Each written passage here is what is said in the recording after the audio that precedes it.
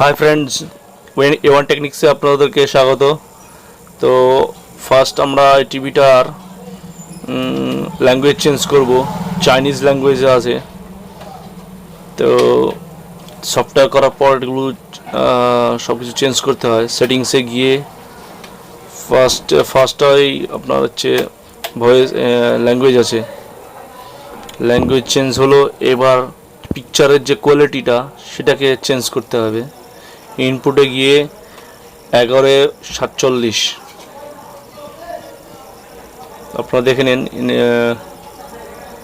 কিছু কিছু টিভিতে ইনপুট থেকে হয়, কিছু কিছু মেনুতে হয়। এটার ক্ষেত্রে মেনুর ক্ষেত্রে 1147 প্রেস করে আমরা সার্ভিস মোডে যাব। পিকচারটা দেখছেন কীরকম আছে, পিকচারটা একটু ঘোষ টাইপের দেখাচ্ছে।